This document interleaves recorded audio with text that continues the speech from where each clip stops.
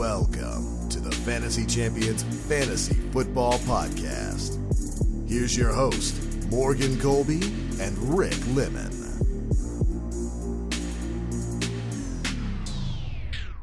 What's poppin'? What's up, dude? Welcome to Fantasy Champions Fantasy Football Podcast. I feel like we haven't done a podcast or anything fantasy football related. Because we haven't. In quite a while. It's been like a week and 2 days since we recorded a podcast. Yeah. You still got a Tuesday episode though. True. So be happy with that. We'll be coming at you with some hard-hitting content. I don't know why that was so hard for me to say. Hard-hitting content in the next couple months. But for now, we have these episodes that we record for you on a regular basis. On this episode of the Fantasy Champions Fantasy Football Podcast, we will be... Oh, I didn't even say what day it was or anything. What is today? I really don't know. Thursday. I've been living under a rock. Thursday, February 30th is when... Or 13th is when we're recording this. I don't know why I said 30th. We're going to give you some news. We don't usually do news on Thursdays in the off season. But we're going to do some news, and then we're going to get into our rookie recap episode. I was going to do wide receivers and running backs together, and then we decided, whoosh, separate them. Separate them is probably the good choice because there were a lot especially of good rookie wide receivers. and running backs. So On this episode, we're going to talk about wide receivers. Before we get into the news, check out our website at thefantasychampions.com. Follow us on Twitter at the FFChamps, on Instagram at thefantasychampions, on Facebook at facebook.com/thefantasychampions. Subscribe wherever you listen and leave a review. Do you want to get to the news? Yeah, I'd say we should get to the news. Okay. Considering there's probably I about didn't even hit the timer. 60 pounds worth of news. Yeah. We were talking about the gym before this, so there's 60 pounds. Yeah, so that's why I said pounds. I'm yeah. 60 pounds heavier I than I didn't- should be. If I lost 60 pounds, I'd be like 130. That's unhealthy. Yeah. Very unhealthy. Ian Rappaport reported that the Jaguars will play 2 home games at Wembley Stadium this year. I don't know if the Jaguars are getting any kind of pay for this because they're losing 2 whole home games. They're playing 2 games. 2 games in London. And then they play one this past year? I don't remember. I'm pretty sure they've played one. So they played one this past year. apparently this is an effort for the NFL They're trying to make it to expand. the London Jaguars. No. Well, I don't know. They're trying to expand. I think they want to do 16 whole games in London in one season, as opposed to 16 half games in London. Okay. Not whole games. That's interesting. 16 games. And they want to buy Wembley Stadium. What is the NFL? I mean, okay. I'm not going to harp on them too hard for this because I think it's good that they're trying to expand the game. And they're trying, because the NFL is huge in America, right? It's absolutely huge. Right. In other countries, it's just American football. Soccer. Nobody cares about football. Especially in England. So I understand what they're trying to do, and I think it's good what they're trying to do. Yeah. But does anyone really, care? Yeah. No, you get enough viewership here. There's no real need to expand. Plus, it's like, I think it, do you know I how think bad it is, those games are? oh, I know it. Like, they're bad. Horrible. And it's because they go on a flight for like 16 hours. I don't even know if that's right or not. But they go on a really long flight. They land in London in a completely different time zone. And then they got to play 2 days later. Yeah. It's usually not like horrible 2 football. to 3 hour difference. It's like a 10-hour difference. Yeah. So you're screwed up when you get there. But anyway. They gotta, if they really want to do that, they should put like Chiefs versus like Ravens in London. Or like the 2 most entertaining teams. Yeah. And just They put the Jags there. Yeah, no, let's put Jacksonville They in. just want the stash. Jacksonville and Carolina. In an interview last week, impending free agent Derrick Henry said Ezekiel Elliott's 6-year, $90 million contract is the floor of what he'll be seeking. Okay, so that's an overpayment, and I will stay far away from Derrick Henry next season. Yeah, he's going to re-sign with the Titans probably, and the Titans are going to give him that. And they're going to be dumb for doing that. Yep. Tom Pelissero, I try to say his name every podcast, doesn't work. Reports the Chiefs want to figure out how to keep Sammy Watkins. Sammy Watkins said he's committed to playing football in 2020, but he said he needs mental, physical, soul, spiritual downtime. Can't hate him. Yeah. Russell Wilson expired. Oh, wow. Russell Wilson has expired. No, Russell Wilson expressed a desire to be more up-tempo on offense next year. Good. Which would be a good thing for him. Fantasy-wise as well. And a good thing for Metcalf. And fantasy-wise. Maybe lock it. I only think about things in fantasy. Because their offense is really good, but it moves so slow, and they usually, 90% of their games, their game plan is to chew clock. Yeah. So fantasy-wise, that's why Russell Wilson is always, has good games, bad games, because bad news for Chris Carson. when they have to, move the ball. Oh, yeah, true. But when they have to move the ball and they're losing and stuff like that, Wilson goes off and he gets, 40 points. Now, fantasy-wise, but take this with a grain of salt because this is Russell Wilson wanting to do that, not Pete Carroll saying that it's going to happen. So Tom Brady also wants Antonio Brown on his team. Yeah. Well, that's more likely than going up step. No, he still wants. Yeah, he probably still wants. Rappaport reports all options are on the table between the Todd Gurley and the Rams. So I saw this. Normally I grab the headline and you know what it means. But this, I was like, what the heck does this mean? So apparently, cutting Todd Gurley or trading Todd Gurley or keeping Todd Gurley are all on the table. They're reportedly going to have a sit-down meeting with Todd Gurley, which usually means he's either going to be cut or traded. I really wouldn't be shocked if he's cut. Now, I was thinking about this, and I started getting sweaty about Darrell Henderson, and then I said, stop it. Stop it. Because you know why? They're going to use multiple running backs if they cut Gurley. It'll be like their offense works so much better with one running back for some They'll reason. draft another running back, and then they'll use Malcolm Brown, Darrell Henderson, and then whoever they draft. See, I really do think they believe in Darrell Henderson. I didn't really like him all that much, but he looked decent. He didn't look great, but he looked decent. Give him the full work. I mean, if he gets Gurley workload, then obviously we got to take a look. Yeah, but, we'll see. I don't know how they're going to run their offense. Le'Veon Bell said things are fine between him and Adam Gase. Yeah, so I guess that's okay. NFL Network reported that the most likely timetable for Patrick Mahomes' extension is sometime after the draft. So after the draft, the Chiefs aren't going to be able to buy anything. They're not even going to be able to buy beer for their stadium. So they pay Patrick Mahomes. Holy cow. The Cowboys VP, Stephen Jones, said they are things are fixing to heat up. That's such a southern phrase. In contract talks with a pending free agent, Dak Prescott. It looks like Prescott is going. So for the last week, I'll just say, fixing to heat up.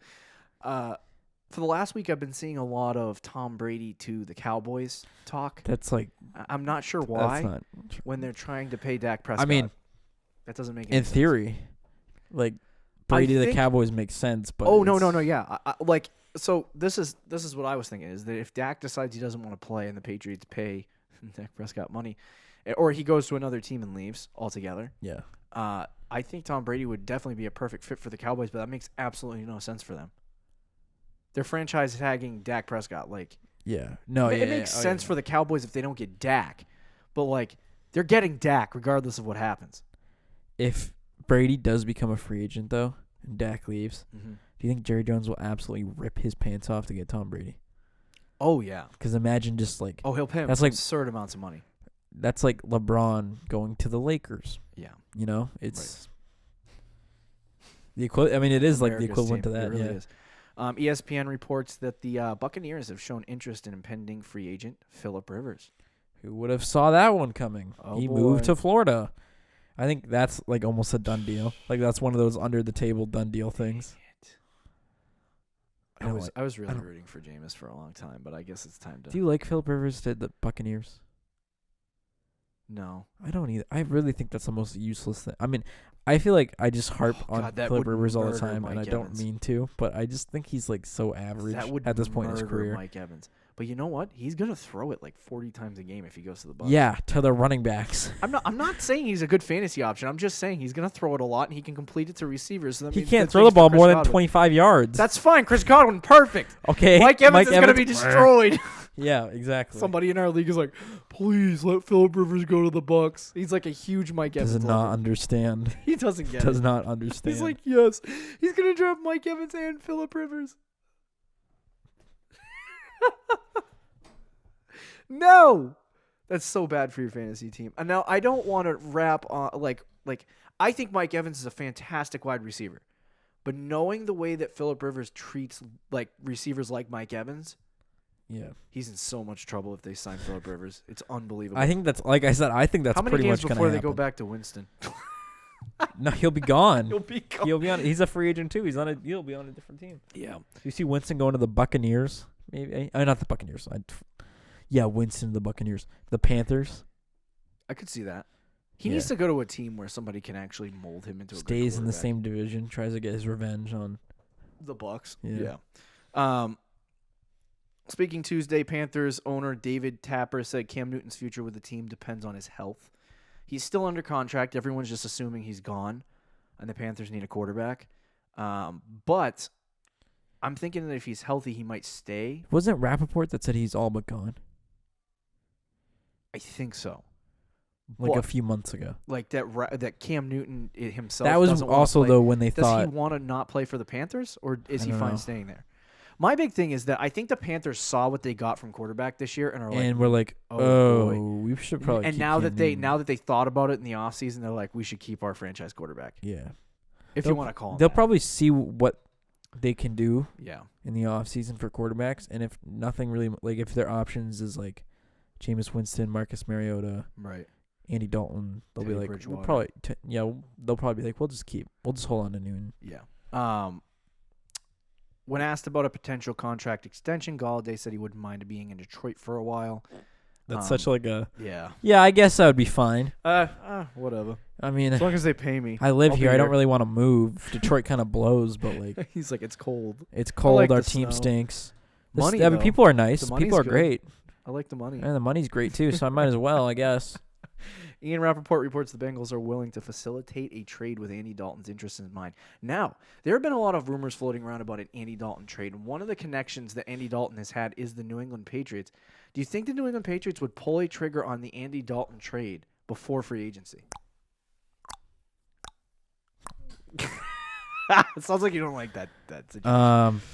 I think they actually. See. The problem is, I think Dalton's going to be traded before Brady has an opportunity to choose.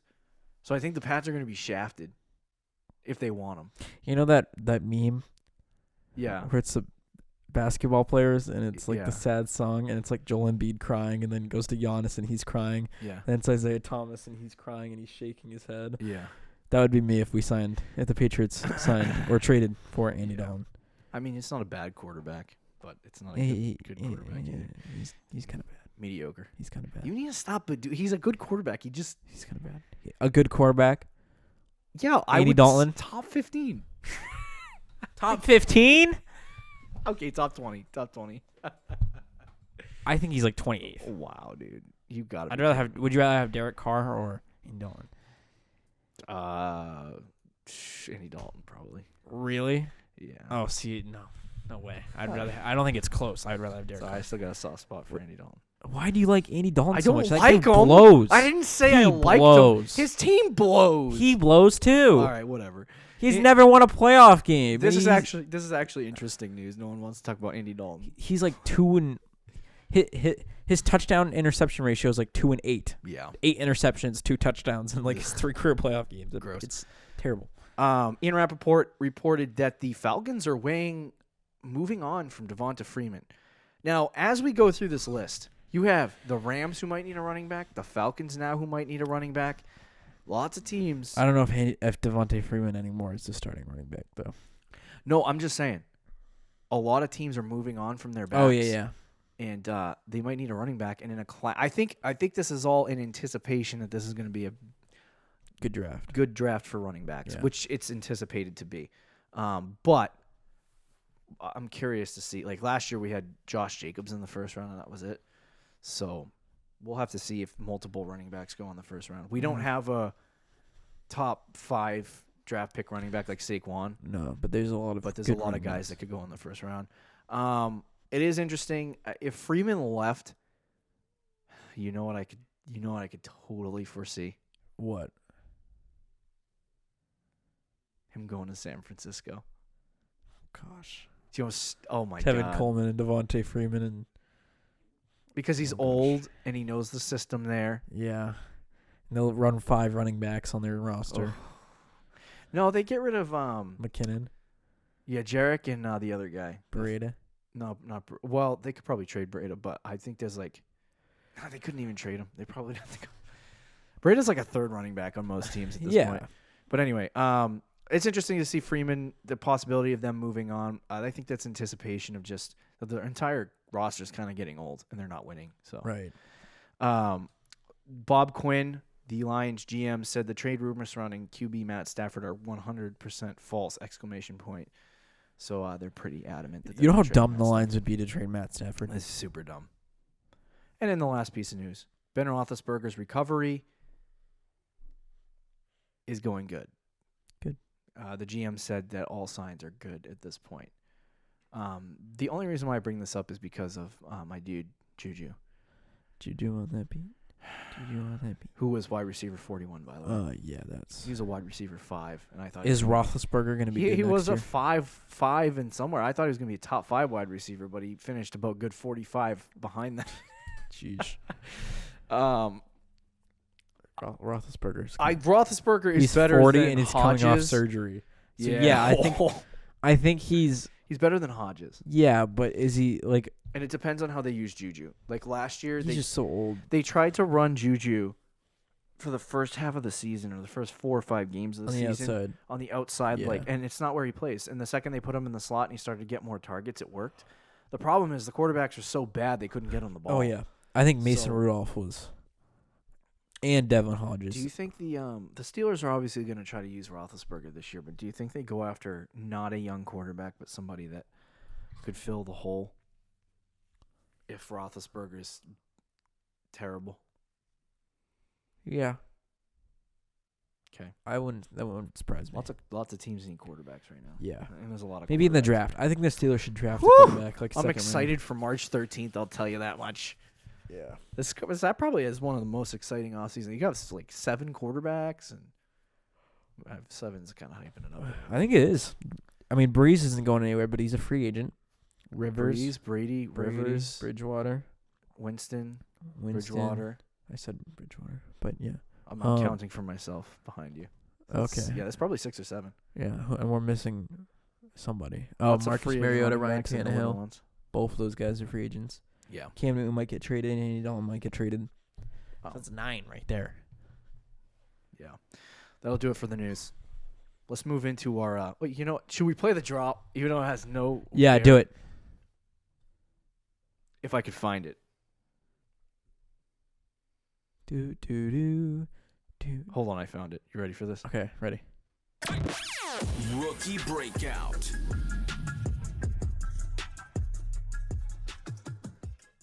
I know it doesn't say rookie recap, but that's what this series is called. Rookie It was recap worth it. for wide receivers. It was worth it, even though I couldn't find it. It was right in front of my face. Always. Explain. Oh, my back. Oh, I just stretched for this segment. So we're going to talk about the top rookie wide receivers. There is some honorable mentions at the bottom because I know a lot of people are going to be like, oh, my God, you didn't talk about this guy. So many good wide receivers. We're just going to break down a couple of these guys for you. Now, one of the best rookie wide receiver this year, and it didn't happen until you were afraid of him for N'Keal Harry. You were afraid of him for most of the season picking him up. I was. Every week we said it, you're like, he's Corey Davis. He's Corey Davis. He's Corey Davis. And he ended up being very good. He goes by the name of A.J. Brown. He finishes the wide receiver 21. He didn't start the season great. He was like a wide receiver 4 or worse through the first 3 weeks of the season. And then week 4, he had this monster 24-point game, top 6 finish. And then he went back to his normal trash wide receiver 3 or worse, play. But it wasn't until the back half of the season, week 12 and on, he had a wide receiver 7, a wide receiver 59, a wide receiver 2, a wide receiver 7, wide receiver 21, and a wide receiver 6 finish. So from week 12 all the way to week 17, he was basically a wide receiver 1 with the exception of 2 weeks. So A.J. Brown definitely came on the scene. And I also want to note that that's when Ryan Tannehill took over. I think that was a Mariota. big thing was when Tannehill took over. They started to pass the ball. Ryan Tannehill. Yes, Ryan Tannehill. They started to pass the ball a lot more, and he clearly liked A.J. Brown, which, the concern for me is Corey Davis had a great rookie year too, and then he kind of fell off. But if they re-sign Tannehill and he continues to play like he did, which is going to be very important for A.J. Brown. A.J. Brown, in order for him to succeed, he's going to need Tannehill to succeed. Yeah. So if Tannehill re-signs with the Titans, which he is an unrestricted free agent, so they have to re-sign him. Another free agent. I know. That's what I was saying. They would have to re-sign him, and he would have to play like he did at the end of the year. Yeah. Will he do that? I don't know. I don't know either. So now, the interesting part, just looking at some of these statistics, and obviously some of those. I mean, if both of their quarterbacks, Mariota and Tannehill, are gone, and or not gone, they're free agents. I'm thinking that they're going to re-sign Tannehill. I think they'll. I think Tannehill. They'll look at their options, i.e., Tom Brady, and they'll see if they can do that, and then they'll re-sign Tannehill. Probably that would be my guess. Now, the big thing with Mariota, not with Mariota, A.J. Brown that I saw is he had a total of 52 receptions last year, and that was only an average of 3.2 a game, but he still had 1,051 receiving yards. So I'm trying to see how many yards. That was 20 yards per reception, which is number 3 in the NFL. That's absurd. It is, yeah. So he only had 5 touchdown. He had 5 touchdown catches, 9 if you count his rushing touchdowns too. They used him in multiple ways. I think that's too what made him much better than Corey Davis. Corey Davis does one thing, and if you watch the AFC, if you watch the divisional round against Kansas City, they did a lot of end arounds. They did a lot of stuff. Creative things with A.J. Brown. So I don't think you will see a decrease in that. I'm not going to say I don't think Corey Davis does one thing. Rushing touchdowns. I think they just the way they use him. They only use him in one way. Yeah, right. No, I know what you mean. I'm not trashing Corey Davis's talent. No, I know. He only does. He doesn't. He's not incapable of doing more than one thing. That's the way they use him. Yeah, it's like if Edelman was only a punt returner. Yeah. It's like, so you see he had, I think it is 84 targets on the season, which is pretty good. Do you see an increase? Yeah, I think if Tannehill is a starter and he plays all 16 games, I do think A.J. Brown will get more targets. I don't want to put a number on it, but I'm gonna say if he hits 120 targets, this is 40 more targets, which is not irrelevant. I don't know if he'll get that, but. Okay, so continue 120 gets you right around, that's usually what a guy like Mike Evans gets. Yeah. And he usually finished around 7, 8, or 9. So I think if he gets 120 targets, you could see him in the range of 7, 8, or 9. What makes wide receivers, if you do a deep dive into top 5 wide receiver statistics, this year is an exception to that rule because Chris Godwin had 110 targets with number 2 wide receiver finish. Yeah. But anyway.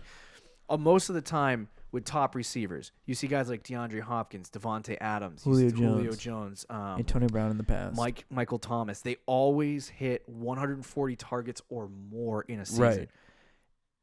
That is kind of how you can tell the difference between a top 5 fantasy wide receiver as opposed to a top 10 guy. Yeah. Somebody that's going to finish 5 to 10. So I think A.J. Brown's good enough to get 140 targets. The question is, are they just going to hand it off to Derrick Henry 95% of the time, and he's only going to hit 110? Who is also a free agent.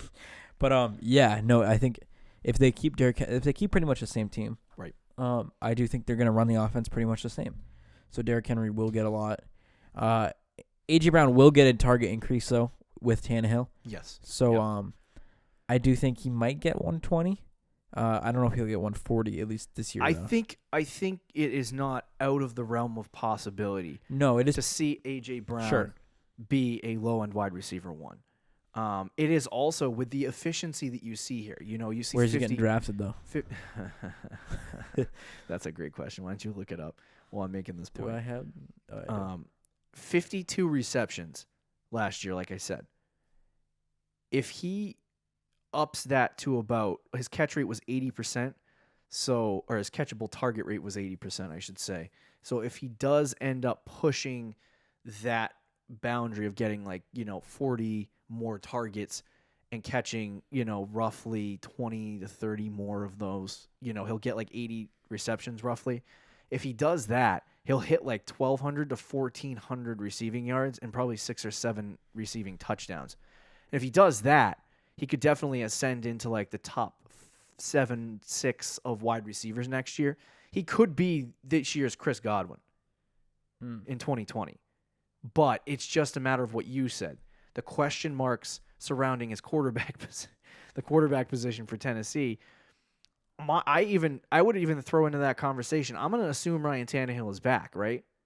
Do we expect Tannehill to play the same as he did over the second half of the season? I don't know. I really don't know, and I can't find the list. Here, let me look it up. I'll look it up for you. Because I'm slow, I guess. Don't make fun of yourself, dude. don't crush yourself like that. But I do think he's got a very good shot at finishing as a low end wide receiver one though. Yeah. He in 12 teams right now, and I'm just gonna select half PPR. In a half PPR setting, he is currently. Are you using the fantasy football calculator? Yes. See, I was, and I couldn't figure it out. No. I'll show you later. Okay. They changed their whole app. I know, that's what I'm saying. They changed AJ Brown right now, and this is perfect. And the hype will probably continually grow on him. But right now he's 5'10". So okay, yeah. Oh yeah, I would definitely take AJ Brown there. So he's basically in 10-team leagues, round. he's a 6th round pick, and in 12-team, he's a 5th round pick. Yeah, and so yeah, for our league, that's sixth round. That's perfect. So yeah, I'm definitely on board with taking him. I think he could. Do I think the hype is going to increase as the offseason goes along? Yes, I think especially like if Tannehill resigns, and he's very Chris Godwin-y to me right now. Yeah. But Tannehill is just a very much like they also got questions with their running back. Derrick Henry. You're talking about him a little bit earlier. He's also every show. He's all that beeping is my timer. But every single I don't know. He's gonna have to sign a big contract too.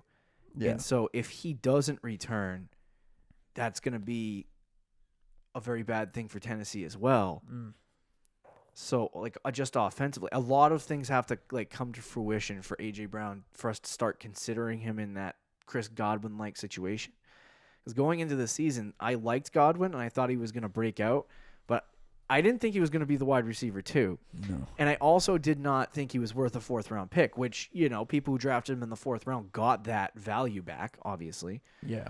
So it's like for A.J. Brown, you obviously, or for Chris Godwin, I should say, you saw that situation, and everyone was really hyped on him. But then you looked at the quarterback situation. You looked at the running back situation. You're like, this offense isn't good.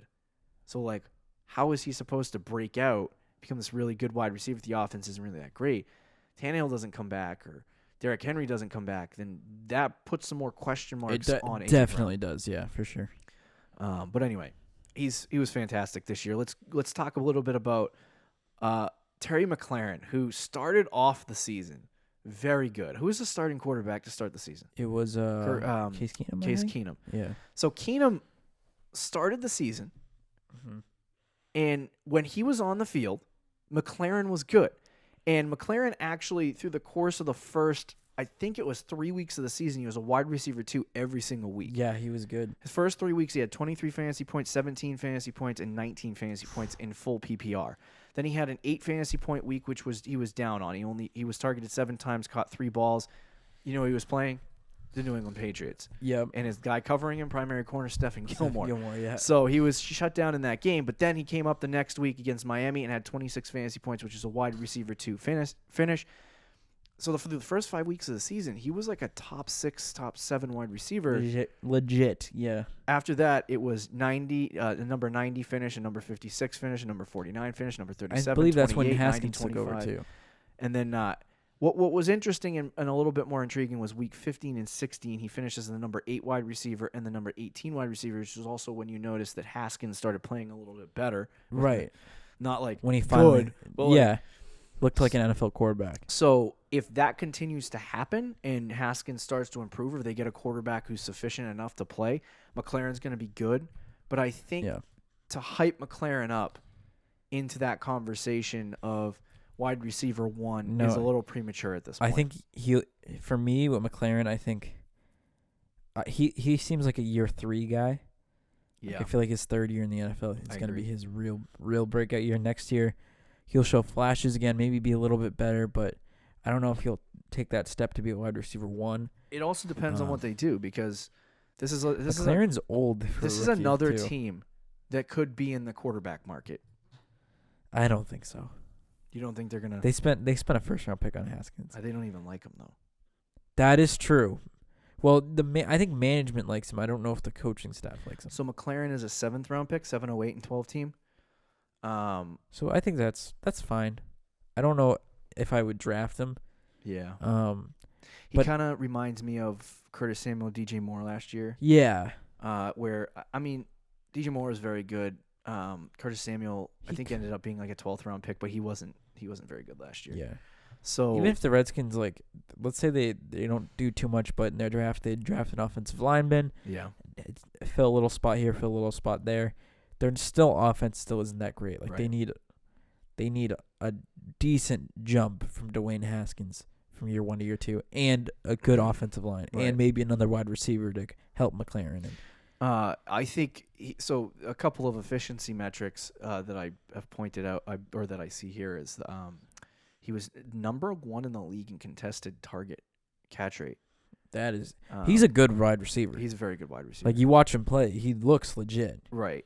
He had 8 red zone receptions, which is number 18 in the NFL among wide receivers, and he had 7 total touchdowns. So they targeted him in the red zone when they had opportunities. Yeah. I think it was 93 targets, which is around 6 a game. Could you see that increasing next year? Who did they just? Yeah. We're gonna do our coaches show at some point. But who did they hire as their head coach? Is that Rule guy from? Ron Rivera, right? Oh, was it Ron Rivera? Yeah. Ugh. Did they pass? They didn't pass it a lot with Cam Newton, but I think that was just Cam Newton. That running was just out of because the it's pocket. Cam Newton, yeah. Haskins is like a. Rivera's fine. He's a pocket with it. passer though, right? Yeah, he is. So, could you see an increase in target share? I think, yeah, because they're gonna throw the ball more with Haskins this year. 'Cause Right. it's his 2nd year. Similar to like what they were doing in the beginning of the season with Case Keenum. Yeah. You know what? Actually, we keep saying Haskins, and all that stuff. Alex Smith is still in that roster. He broke his leg, remember, 2 years ago? Yeah, he's been rehabbing. There's a chance that he could be the starter as well. If he comes back, I think he would. You think he would? It depends know on if what he he does would. in training camp. It'll be a QB battle, though, between Yeah. him and Haskins. And I actually think I forgot Alex all Smith is about a Alex good Smith, yeah. quarterback. So like When he was playing in the league, he was never awful. He was Yeah. always like, middle of the pack, like 15 or 16 Right. ranked quarterback. But he was never bad. Right. He's more of a check down guy though. If it's Alex Smith, I don't know if I would like McLaren Mm-hmm. as much, believe it or not, because of just his style of he's Oh, a the check style down of guy. He offense, doesn't yeah. usually throw the ball Yeah. deep down the field, Right. unless he has to, like a play like it's a play designed for it. Yeah. Right. He's typically like a game. He's a game manager, so Yeah. We'll have to see. It obviously depends on how. This is one of those situations where you really like the wide receiver, but the situation. yeah. Which we're It's gonna be not talking great. about for most guys, Right. not just wide So- receivers, but So I this early think in the off season. I think like I don't know a guy like we're gonna talk about him a little bit later, relatively quickly, but a guy like if Tom Brady resigns with the New England Patriots, a guy like N'Keal Harry could Yes. actually take Yeah. a further step forward this year than Terry Then like McLaren. yeah. Which is a lot of people are going to be like, oh, Doesn't mean You gotta Harry's kidding me. better, but right. It doesn't mean Harry's better or that he's going to have a better fantasy season, Situation. but it just situationally, yeah. you could see him having a better season than McLaren next year. Let's move on to the next guy, DK Metcalf. Now, Metcalf, man, I've been up and down on Metcalf for a majority I of know. my entire existence knowing him. He's a big lug that runs really fast straight down the field. Consequently, that is very good in the Seattle offense. They know Because how to use him. They know how to use him. His first couple weeks of the season, really up until week 9, he had a wide receiver 40, 29, 55, 101, 26, 29, 56, and 19 up until week 9. He finally had a wide receiver 1 finish in week 9 against Tampa Bay where he had 25 fantasy points. Then he went back to his normality of wide receiver 34, wide receiver 50, 36, 30, 39, 124. Then week 17 against San Fran, he finished with 20 fantasy points in full PPR, number 13 wide receiver. I could be wrong, but and in the postseason, I was just going to say in the postseason, he had a monster game, which we have to factor in. Yes, absolutely. Oh, absolutely. So I think for me, man, it's so tough. It's so I can't. He had 160. I can't buy into him. And okay, here's why. It's not because he's not talented. It's not because he's not very good. And it's not because I don't believe that he can do that on a regular basis. It's because he plays for Seattle. And it's because I've watched Tyler Lockett for the last 2 years, supposedly supposed to be not DK Metcalf, but similar to him. Right. One of the most efficient he has wide flashes receivers of being right. like halfway through the season. Tyler Lockett, I think, was the wide receiver 3. Like he was really, really good. Right. And then he finished as like the wide receiver 15. Now, this is the interesting thing that I noticed, and we could see a jump in this metric, but he had 100 targets. Yeah. Could you see him increase that to 140 next year? I don't think so. The problem is he had 100. Well, so Josh Gordon's gone now as well, right? Yeah. Unfortunately, but yeah. So it's Lockett and Metcalf in that offense, and if they get another wide receiver. Now the unfortunate part is that his true catch rate was 70%. His catchable target rate was 82%, but he only had a catch rate of 58% in total. So that was his actual catch rate. His true catch rate was 70%, but he caught 58 receptions of 100 targets, which was just either. No. And Russell Wilson's known his for his style, efficiency. Yeah, but with his considering what Metcalf does, he only does one thing: run straight. He had 24 and deep targets. Number 17 in the league. So. But 20% target share in that offense. It's not an efficient style. That's a lot of targets. Yeah, it is. I don't think he goes past 120. And if he stays with the same efficiency, it's concerning that he was wide receiver 31. Right. Like, I want to see those monster games from Metcalf because I really like him and I hope he breaks out next year.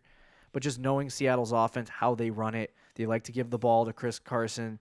They like to throw it to high percentage locations. If Russell Wilson is telling the truth and they believe him and they decide to do what he wants, and they do a fast-paced style offense, that could be good. Now here's the heat check. DK Metcalf is 505 right now in drafts. He's higher than McLaren and N'Keal Harry, Marquise Brown, Terry McLaren. Yeah. He's not ahead of. He is ahead of AJ Brown too. Yeah, he's ahead of AJ Brown. Yeah. So the hype for DK Metcalf and the follow through are two very different things. And knowing the Seattle offense that I've watched for the last 3 years, you would have to have a fundamental. He will get drafted high. He's one of those guys that's a big name. Yeah. Like in our league too. They're gonna. They're gonna love DK Metcalf, and they'll get like 2 good games out of him, and they'll get sweaty. Yeah.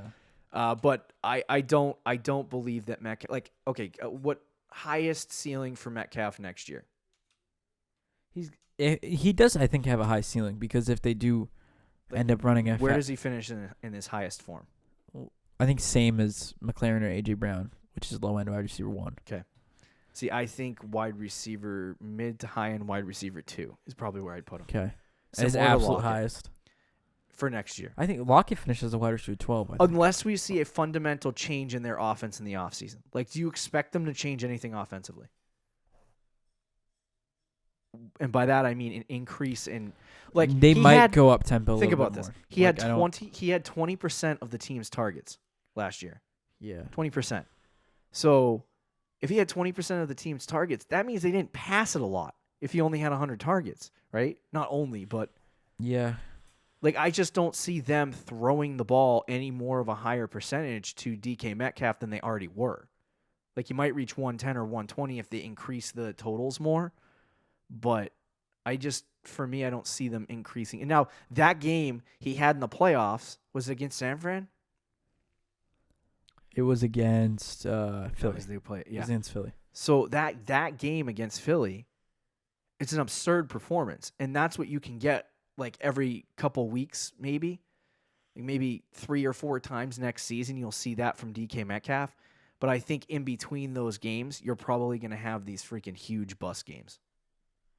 Okay, Tyler Lockett was a lot lower than I thought he was. Yeah. You just keep scrolling. I did the same thing. I was like, what is going on? 2. Anyway, let's move on to the next guy. We're going to talk about Darius Slayton now. I ranked. This is not based on where guys went last year in the NFL draft. This is based on where guys finished. This is the top 6 rookies in fantasy football. The wide receiver 35 was Darius Slayton. Pretty good. He had 83 targets, 48 receptions. He caught 3 touchdowns. 8 touchdowns. And big difference. Yeah. He didn't really start playing well until the second half of the season, week 10 and beyond. But even that, he had 2 weeks that really kind of set apart his whole season. It was week 10 and week 14. In those 2 weeks, he had a total of 66 full PPR fantasy points in just 2 games. And then he had a 19-point game and a 16-point game, and then the rest of them were really 10 or less, and in PPR, 10 points is like a bust. Yeah, Darius Slayton, he clearly has a connection with Daniel Jones. Okay. And he surprised a lot of people, including both of us. Yeah. When, remember he had his first good game, we're like, well, that was random. He's not going to do that again. And then he did it again. I think he's a good player. Yeah. The problem with Darius Slayton is there's Golden Tate in that offense. Okay. Evan Ingram was injured while he wasn't there. Mm-hmm. Sterling Shepard is on that offense as well. Right. There's a lot of options on that team. And if Daniel Jones is an average quarterback, he's not going to get a ton of work. And that's not Daniel Jones can be decent. But as long as Daniel Jones isn't great, he would have to be great. Think about this. Sterling Shepard. Yeah. Evan Ingram. Yep. You even have Golden Tate still there. I know. He's like the 5th option. I think he's ahead of Shepard. I do. Okay. Well, actually, I don't even know because Shepard's a 5th round pick last year. I know, but he was good when he was out there. Yeah, I think I don't know. There's he some might real not concerns. Be ahead of Shepard. He was a 5th round pick. Daniel Jones would have to either ignore all those guys and Slayton would have to become his favorite target. Guess his age. Darius Slayton? Yeah. 23, I guess. Yeah, he's 23. Okay. Which is old. You know how old Terry McLaurin is? I looked it up. Is he 23? 24. Holy frick, dude. These guys are staying in college for quite some time. Yeah. Yeah, so how old Metcalf is? 21. 22. Oh, 21. Yeah. Slayton, I think he's on the older side. He is a very good outside receiver. I think he has some potential, and I think they're going to try to see what they have in it. Great for a 5th round pick as well. That was great. But I think for fantasy purposes, right now he's a 10th round pick in 12 team. Yeah, I think that's where he's. So I think for me, Slayton, I not even might even be too high. To me, because there's so many. To be honest with you, I am not going to draft Slayton. And no, I know I probably won't either. And I won't even. A lot of people. He might have a decent year. I'll take a flyer on him in the late draft. Sure, I wouldn't. Not a problem. I'm not going to judge you if you do that. I'm just personally not going to be drafting him because I don't see the upside. Yeah, it's with the offense. There would have to be somebody would have to get hurt. The amount of receiver options, every year. There is if this was Mahomes as their quarterback, it's different. Right, it's different. Every year there's a guy who's the 3rd receiver on the roster that jumps out and becomes a wide receiver 2 or a wide receiver 1, and McLaren was very similar to that. Yeah. Well, not really. He wasn't. Well, I guess he was the 3rd wide receiver on the on the roster. But anyway, Slayton will start the season as the 3rd wide receiver, and then he might show signs of hype, getting hyped up. Sure. But here's the thing. I wouldn't waste a draft pick on him because if he's getting drafted in the 10th round, that's the first problem. The second problem is that if Slayton gets drafted by one of these other teams, the first 3 weeks of the season, he's going to blow chunks. He's just going to suck. Either that or he'll be really good. Yeah. But more likely than not, he's going to suck. People are going to be like, I took a risk on him. He's not very good. Drop him. End of your bench. Anyway. And then if he goes off. Somebody gets injured, or he goes off, or something happens, then you have the option to go pick him up. But I think it's going to take 1, maybe 2 weeks for people to go, okay, I'm going to drop Slayton after drafting him. Yeah, he'll be an end of the bench. So I don't want to draft Slayton. We probably won't talk too much about him as the offseason goes along. Do you even consider him like early thinking about this, but a sleeper or There's just too many guys a in that deep offense. sleeper. No. Yeah, I just can't look at Slate. And Barkley's going to get targets too. And you people take forget he gets, away like, if you take away those two 30-point games, he was like wide receiver like 50. yeah. So on a Did regular he basis. play though in all 16 games? I don't think he did. believe so. So that's not entirely his fault. No, he but- did. Oh, did he? No, he missed week 1 and 2. Not missed. He probably didn't even play. Get a target. Yeah. But anyway, a real guy that I think could break out next year. I love Debo. I can't Okay. tell you how much I love Debo. And you know what it is? It's similar to AJ Brown. They don't just, and a lot of people are going to be like, "Oh my God, Debo Samuel, wide receiver," or "I don't like him because he doesn't do this or he doesn't get enough target." He literally is utilized in the most ridiculous ways in that offense. Right. Yeah. That he could have justifiably run for like 5 touchdowns next year and help your fantasy team that way. Like you can't for Debo, you can't just consider Yeah. the He's like an Edelman. receiving statistics. Right. Or so he He's a had better example. 81 targets, 57 receptions, 803 receiving yards. I'm trying to find some of his rushing statistics. I don't believe they list them. Tyreek on this Hill, maybe? website. Like who's Yeah, somebody probably. that like not to his level, but Right. He's more of Debo's a slot receiver. right. than I mean, anything like else. as somebody a wide receiver who they use to Right. a lot for end arounds and Right. such. But he's extreme. His catch rate, just flat catch rate is 70%. His true Ooh. catch rate is 82%, and his catchable target rate is 85%. So that means if they threw it in his direction, he caught it. He's He good. only No, played 72% of the snaps. Yo, he's another guy. Um, Where is he getting drafted? I would love to know that one. It's very early. Yeah, all this Very, very early. will change, but Debo is getting drafted in the. Where are you, Debo? He didn't have a lot of really great fantasy weeks, so I think. Oh boy, 408. It's too you know much. why? Too much. Because I was just looking this up. in the Super Emmanuel Bowl? Sanders is also a free agent. Okay. So there is like other than George Kittle, there's like Mm-hmm. he would pretty much be the only other guy in that offense Yeah. throwing the ball wise, I think unless they we're gonna see him Sanders, fade but- back a little bit. I think the Super Bowl hype is kind of there for him in terms of this early average draft pick. In 2 months, I really want to see what it's at because if this flattens out and he's like a 6th round pick, I'm okay with it. Yeah. But 4th is just too early, and I think a lot of people are going to have that same agreement. Like in our league, he'll probably end up a 6th rounder. But for me, I really see this is my problem is that people get these rookie wide receivers. I just don't like to take them in the 4th round because I think there's safer guys in that round. right. It's not worth taking the risk in the 4th round. Like if you took the risk in the 4th round and got Chris Godwin, you made the right decision, right? But Correct. most of the time, that guy's not going to work out in the 4th round. So Tyler Boyd. you want to try to get Who else was in the 4th round? a guy who you know is going to be good instead of taking the risk in the 4th round because there's really good guys that are always in the 4th round. Like, would you? No, true. Kenny Galladay went in the 4th round. Right. Or 5th round, I think. Like right now in the 4th Amari round, you've got Cooper. guys like Tyler Boyd, DJ Chark, Thielen, Robert Woods, T.Y. Hilton, Calvin Ridley. Like, I would much rather have Probably Ridley. 3 or and, 4 of those guys yeah. over Debo right now. But I think Debo's hype will go down. I think because he was I in hope the it goes Super Bowl down, with them. yeah. Because I do really like Debo, and I just Yeah. like you, I would want to draft him. 4th round is a little too high, though. Okay. But out of every guy we've talked about, I think Debo might have the best chance. I think they all have the similar ceiling, Yeah. but I think Debo might have the highest floor. Highest floor. Yeah. I don't disagree with you there. I think, like I said, the way they utilize him is probably. I think it rivals it. What you just said rivals with AJ Brown. Yeah. I think AJ Brown, but obviously his.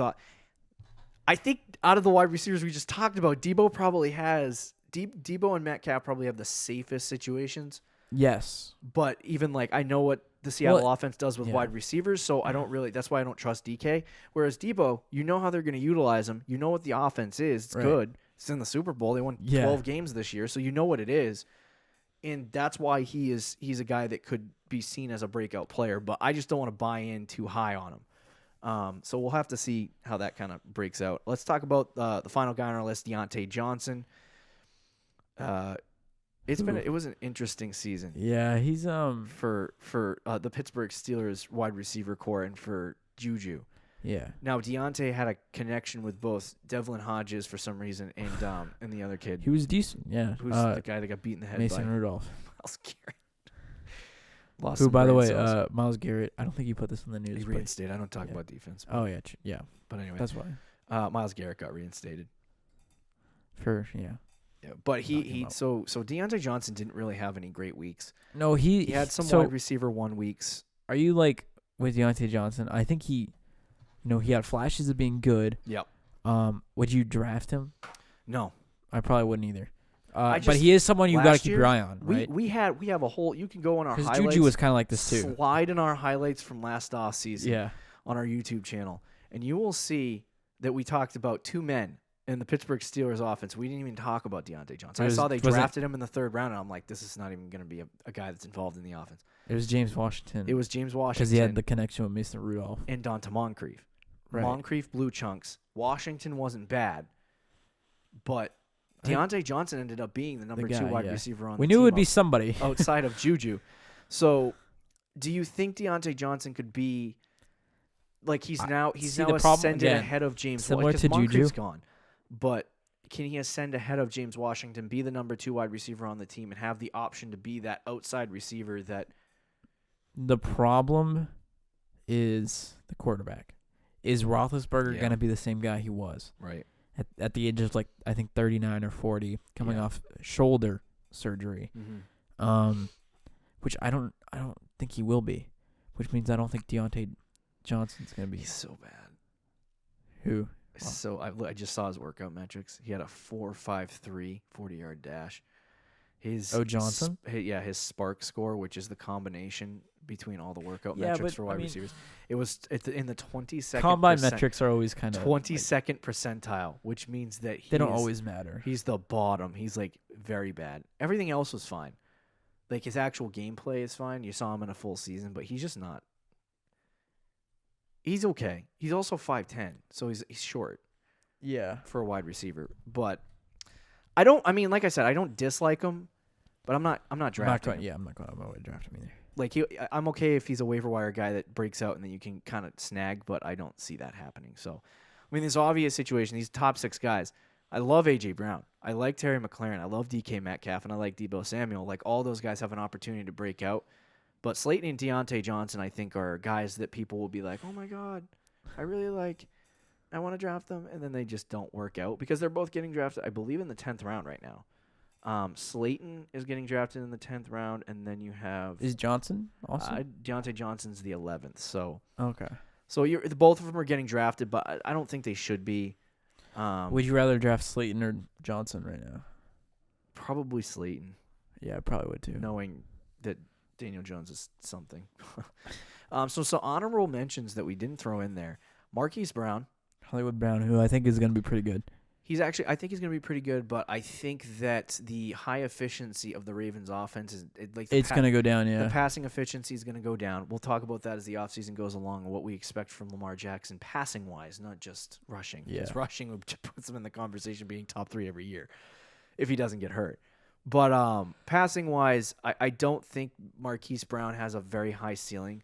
Like I think for me, I do like him as a player. a very good player. I think he caps out at like wide receiver 10 Yeah. 10 to 12. Yeah. And that's unfortunate. I like his talent, but I don't know that unless Lamar takes another big step this year passing the football. Correct. If he takes another step, Marquise then Brown could it's do different. that. But the amount of times that he throws to the amount of times that he runs is very different. So yeah. N'Keal Harry in New England, first round pick for the New England Patriots. Didn't utilize him really at all until the last couple weeks of the season. He did have some decent weeks fantasy-wise when they started utilizing him similar to Deebo in a way, but he just never really showed that he could be that big-time wide receiver. Didn't have a good fantasy season at all. No. And I think the expectations for him going into next year with Tom Brady shouldn't be that high. They're going to be astronomical. They're going to be ridiculous. People are going to be like, oh, my God, I love him. He has to be. He's a 7th-round pick right now, which is absurd, considering that he had a terrible fantasy. If Tom Brady comes back and they try one more final run, Yeah. he's going to be like a 5th-round pick probably, fantasy-wise. I think he's gonna keep climbing. Oh yeah. I know what you're saying. I'm like, no, N'Keal Harry, he shouldn't be. Yeah, I know, but he probably will. I like N'Keal Harry. He's big. He's fast. He's not a dumb receiver. He's smart.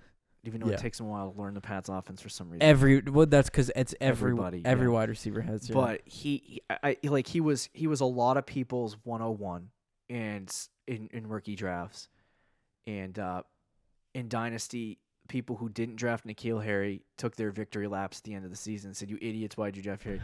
Obviously, dynasty is about the long game. Yeah. So N'Keal working out this year is not a big deal.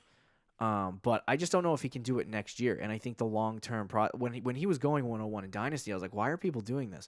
Tom Brady is freaking 41 years old, 42 years old. I don't even know. It's like he has maybe one good season in him. If Tom Brady, if they get another really good quarterback, then N'Keal Harry could actually be really good for a long time. But it's not like we expect Matt Brady Stafford. to play until he's 50. Yeah, you know what I know. So, and probably, even Tom Brady can't. He doesn't make receivers really good. If Brady is like, I'm not playing with any other team, I'm just staying with the Pats, I think this is his last year.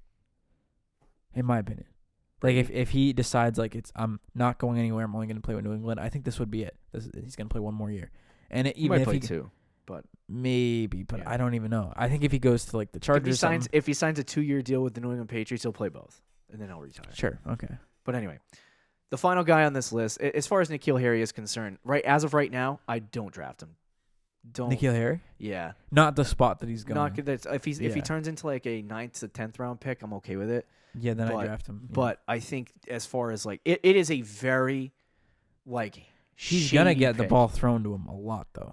If they do utilize him, it also depends on what the Pats do. If they start adding weapons, well, that's true too. Yeah. So we got to see. We got to see what happens with N'Keal Harry. I think prematurely drafting him in the 7th round or thinking he's that is just absurd. Yeah. And then the guy I think in the honorable mentions list, I think the guy who probably has the best opportunity to break out next season and beyond is probably Mecole Hardman. Mm. I don't think that the Chiefs, after they sign this huge Patrick Mahomes contract, he's going to get paid. I don't think they're going to be able to retain Tyreek Hill. He'll play for the Chiefs this year. How many years does he have left? Is it this left? I believe it's 1. Okay. So when Tyreek Hill does inevitably leave to another team, Mecole Hardman takes over, and I think Mecole Hardman becomes the next Tyreek Hill. Yeah. Even in the offense next year, they like Sammy Watkins. It's clear Sammy retire. Watkins is not mentally there. So I think if you're Watkins too, you're a millionaire. You just won the Super Bowl. If you don't want to play, you don't have to play. Right, you know what I mean? The Chiefs won the Super Bowl. Mecole Hardman, you just said that. I'm like, no, that didn't happen. The Patriots are still Super Bowl champions, reigning Super Bowl champions. Mecole Hardman, though, I think as the number 2 wide receiver on the outside, could be very good next year. Yeah. And in an offense where the Chiefs did not throw the ball as much as they did last year, and if you see their tempo increase at all, which I don't expect, but if you do see their tempo increase at all from this year, and it looks more similar to 2 years ago when Mahomes' first season where he threw 50 touchdowns, if you see that, then I think Hardman is definitely going to be worth a look. And in that offense, to me, it really doesn't. I want to see 6 or more targets a game, but from him in that offense, it really doesn't matter if he gets 8, 9, 10 targets because he's such an explosive wide receiver, similar to Tyreek Hill. He doesn't get more than 7 or 8 targets a game. Yeah. But he's so explosive. It's big plays. Yeah. So it's like Mecole Hardman's in that same conversation. I don't know. I like him. I don't want to draft him. No. I mean, if Watkins right now he's retires, a 9th round. if Watkins retires, though, I would draft him. I would draft him, definitely. Yeah. No, I mean, I will draft him. I just don't want to draft him high. Yeah. 9th round is not awful. That'll do it for our rookie recap for wide receivers. Lots of guys. It's a longer episode. Lot of wide receivers, though. Yeah. So keep an eye as the offseason goes along. Obviously, I think there's one guy on this list that really doesn't have any question marks. It's Debo. Yeah. And maybe Marquise I think Brown Debo is probably the and Mecole Hardman. best bet. But you could look at Debo, Marquise Brown, and Mecole Hardman, all 3 as guys that really have a good situation. They really could actually be good wide receivers for their teams. Yeah. But I think Mecole Hardman and Debo Samuel are probably the only 2 guys with no question marks, really. Yeah. Especially, I mean, Even Hardman. No, I mean, yeah, I would say Hardman and Tebow for sure. Because Marquise Brown still got that question mark of is Lamar actually Is he gonna throw the ball Yeah. 30 times a game? Which Right. I don't know if he will. right. So anyway, that'll do it for this episode of the Fantasy Champions Fantasy Football Podcast. Don't forget to check out our website at thefantasychampions.com. Follow us on Twitter and Instagram, and I'll see you on Tuesday, Fantasy Champs. Peace out. Thank you for listening to the Fantasy Champions Podcast. Make sure you subscribe on iTunes and YouTube, and follow us on Twitter at the FF Champs.